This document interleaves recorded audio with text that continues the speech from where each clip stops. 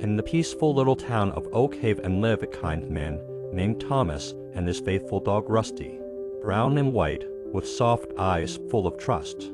Every afternoon, they sat together on a warm wooden bench at the quiet train station, watching the tracks go far away. Thomas would speak softly to Rusty, and Rusty would listen as though he understood everything. Thomas made a promise to him. Clear and simple, I will come back on the 10:07 train, and you'll be the first thing I see. One crisp autumn morning, Thomas received a letter and knew he must leave for the city. Before he left, he called on their gentle neighbor, Mrs. Clara, to care for Rusty.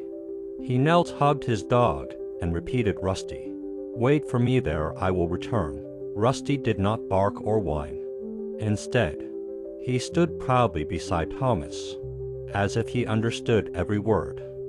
When Thomas boarded the 10:07 train and stepped away, Rusty watched until the train vanished, his nose pointed toward the rails.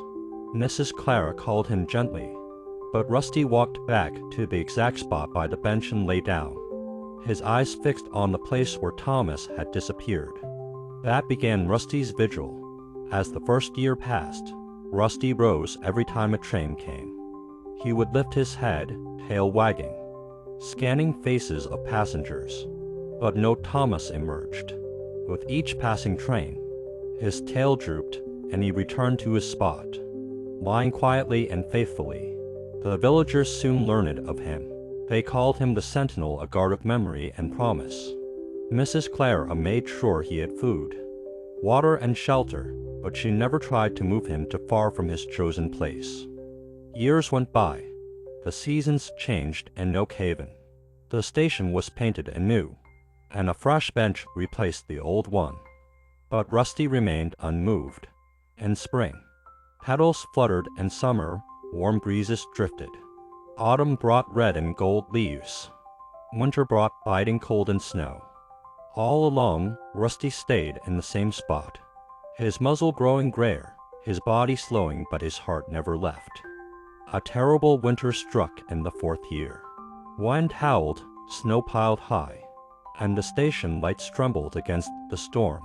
Rusty curled close to the ground, braving the bitter wind. Passers-by offered him a warm place, but he gently refused. His loyalty was not for the easy days, but for the promise made long ago. By the 6th year, Rusty's body was frail. His legs shook, he could barely stand. Mrs. Clara and the station master gently carried him to the town's vet clinic, worry on their faces. For 3 days he rested, his breathing soft but steady. When he finally stirred, they helped him up. Though weak, he insisted on returning to the station. On that morning, as the station clock chimed closer to 10, Rusty took small but deliberate steps. The ground felt familiar beneath his paws. He made his way back to the platform, each step a reminder of his purpose. As the 10:07 train approached in the distance, Rusty stood tall, his eyes full of longing. He was old, but his spirit refused to sink. And then, in the 7th year, on a bright Tuesday morning, the familiar whistle came. Rusty lifted his head, trembling, as if he were hearing something he waited his entire life to hear. The train slowed, doors opened, and there, on the platform, stepped Thomas. His hair was streaked with silver, and his face had aged, but his eyes were the same. When he saw Rusty, he dropped to his knees. Rusty gathered all his strength, wobbling slightly, and walked the final few steps. He pressed his head to Thomas's chest. Thomas wrapped his arms around him, tears on his cheeks. Rusty's tail thumped softly. Weak but full of joy, he closed his eyes, resting his head over Thomas's heartbeat, their hearts finally together again. In that quiet moment, the station seemed to hush in reverence. The years of waiting, the cold mornings, the storms, they were all part of something greater. Thomas held Rusty like a treasure, and Rusty lay still, his duty done, his vigil complete. True loyalty isn't about being there when it's easy, it's about staying even when the days stretch long. When the world forgets and when nothing guarantees that your promise will be kept. Loyalty is a quiet power. It asks for patience, sacrifice, and unwavering faith. It doesn't demand to be seen or praised.